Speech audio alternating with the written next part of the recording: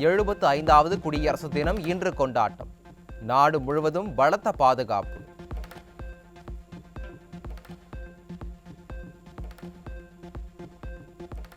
டெல்லியில் தேசிய கொடியை ஏற்றி வைக்க உள்ளார் குடியரசுத் தலைவர் திரௌபதி முர்மு.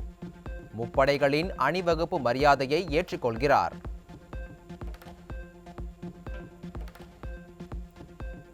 டெல்லி குடியரசு தின விழாவில் சிறப்பு விருந்தினராக பங்கேற்கிறார் பிரான்ஸ் அதிபர் இமானுவேல் மேக்ரான்.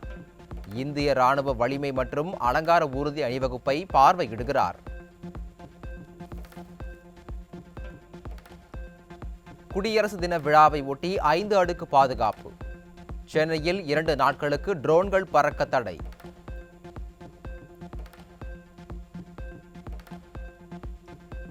மக்கள் பிரதிநிதிகள் மீதே பொய் வழக்கு பதிவு செய்யும் விடியா திமுக அரசின் ஏவல் துறைக்கு எதிர்க்கட்சித் தலைவர் எடப்பாடி கே பழனிசாமி கடும் கண்டனம். பொம்மை முதலமைச்சர் ஸ்டாலினின் நிர்வாக திறமையற்ற செயல்பாடுகளால் தமிழ்நாட்டில் தற்போது நடப்பது மக்களாட்சியா அல்லது கொடுங்கோலன் ஜார்மன்னன் ஆட்சியா என்று தெரியாமல் மக்கள் தவிக்கும் நிலை உள்ளதாக வேதனை.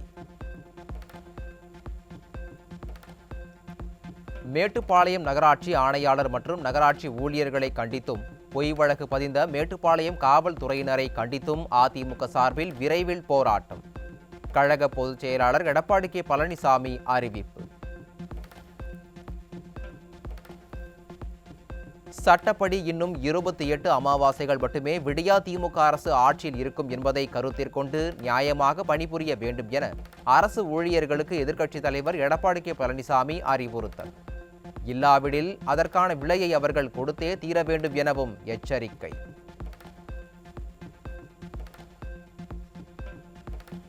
கோவை காவல் உதவி ஆணையாளர் ரகுபதி ராஜா விடியா திமுகவின் மாவட்ட செயலாளராக செயல்பட்டு வருகிறார். முன்னாள் அமைச்சர் SP வேலுமணி விமர்சனம்.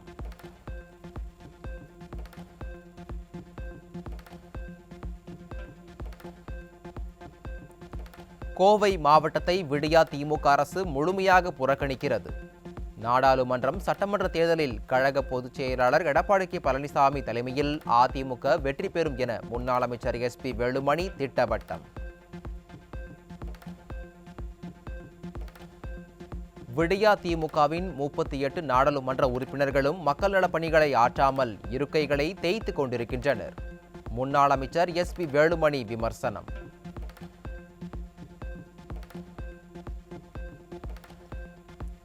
தமிழகத்தில் பிரதமரை எதிர்த்து பேசுவதும் டெல்லிக்கு போனால் கொஞ்சி குழாவுவதும் தான் திமுக நிலைப்பாடு. அதிமுக நாடாளுமன்ற உறுப்பினர் CV சண்முகம் கடும் விமர்சனம்.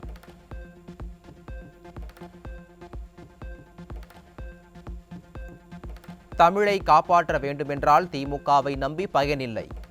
குடும்ப கட்சியான விடியா திமுக தமிழை வியாபாரம் செய்கின்ற இயக்கமாக மாறியுள்ளது என அதிமுக நாடாளுமன்ற உறுப்பினர் CV சண்முகம் குற்றச்சாட்டு.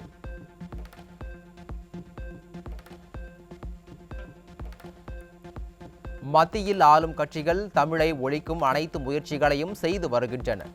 மறைமுகமாகவும் நேரடியாகவும் இந்தியை திணிக்கும் முயற்சிகள் நடந்து கொண்டிருக்கிறது என அதிமுக நாடாளுமன்ற உறுப்பினர் CV சண்முகம் பேச்சு.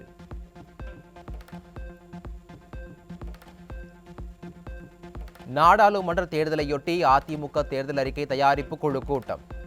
தேர்தல் அறிக்கையில் இடம்பெற வேண்டிய அறிவிப்புகள், முக்கிய அம்சங்கள் குறித்து ஆலோசனை.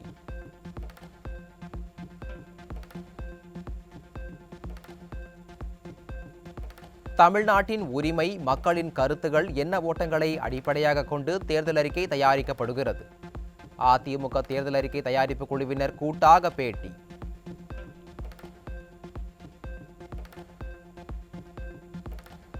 மறைந்த நடிகரும் தேமுதிக நிறுவன தலைவருமான விஜயகாந்திற்கு பத்மபூஷன் விருது அறிவிப்பு. நடிகை வைஜெயந்தி மாலா, நடிகர் சிரஞ்சீவிக்கு பத்ம விபூஷன் விருது.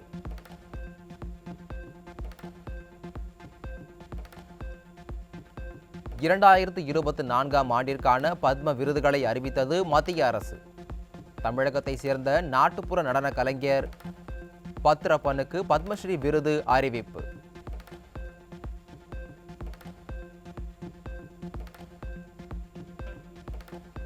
பல்லடம் அருகே தனியார் தொலைக்காட்சி செய்தியாளருக்கு சரமாரி அரிவாள் வெட்டு.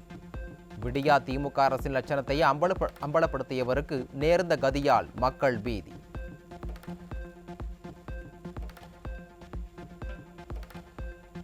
விடியா மாடல் ஆட்சியின் அலங்கோலங்களை மக்களுக்கு கொண்டு சேர்க்கும் செய்தியாளர்களுக்கே பாதுகாப்பு இல்லாத சூழல்.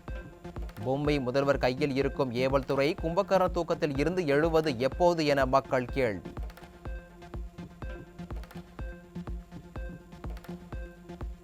விடியா திமுக அரசின் லட்சணத்தை அம்பலப்படுத்திய செய்தியாளர் மீதான கொலைவெறி தாக்குதல்.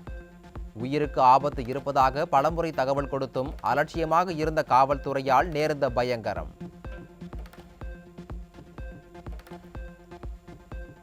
திருப்பூரில் செய்தியாளர் மீதான தாக்குதல் சம்பவத்திற்கு மறைமுக ஒப்புதல் வாக்குமூலம் தந்த நிர்வாக திறனற்ற பொம்மை முதல்வர். காவல் ஆய்வாளருக்கு தண்டனை வழங்கியதன் மூலம் குற்றத்திற்கு பொறுப்பேற்கிறாரா என மக்கள் கேள்வி.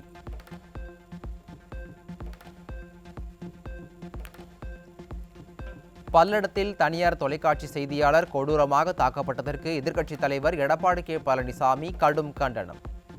செய்தியாளர் மீது கொலைவெறி தாக்குதல் நடத்தியவர்கள் மீது உரிய நடவடிக்கை எடுக்க வலியுறுத்தல்.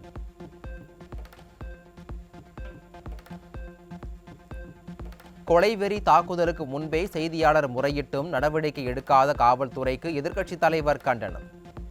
சட்டம் ஒழுங்கு சீர்கேடுகளால் பொதுமக்களுக்கு பாதுகாப்பு இல்லாத சூழல் தமிழகத்தில் நிலவி வருவதாக மீண்டும் குற்றச்சாட்டு.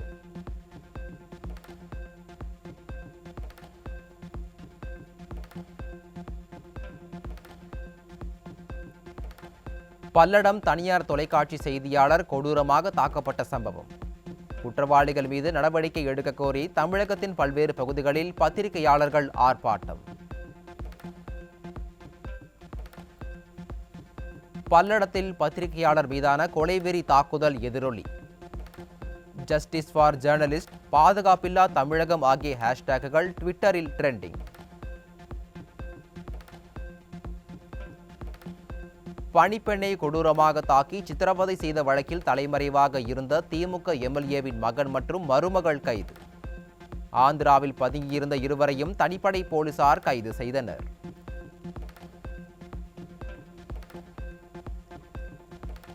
ராமநாதபுரத்தில் விடியா திமுக சார்பில் நடைபெற்ற வீர வணக்க நாள் பொதுக்கூட்டத்தில் டப்பாங்குத்து ஆட்டம். மொழிப்போர் தியாகிகளுக்கு மரியாதை செய்யும் விடியா திமுக அரசின் லட்சணம் இதுதானா என மக்கள் கேள்வி.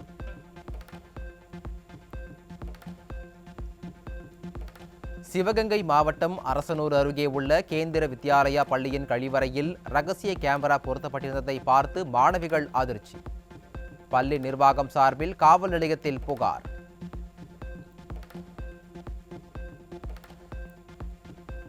நாமக்கல் மாவட்டம் ராசிபுரம் அருகே படு ஜோராக நடைபெற்ற மதுபான விற்பனை. விடியா திமுக அரசின் காவல்துறையும் கண்டுகொள்ளவில்லை என பலரும் குற்றச்சாட்டு.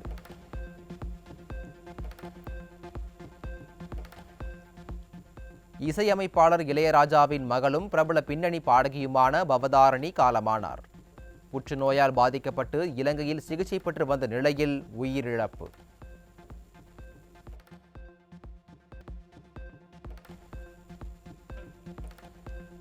2023ஆம் ஆண்டின் சிறந்த ஒருநாள் கிரிக்கெட் வீரர் விருதிற்கு விராட் கோலி தேர்வு. சர்வதேச கிரிக்கெட் கவுன்சில் அறிவிப்பு.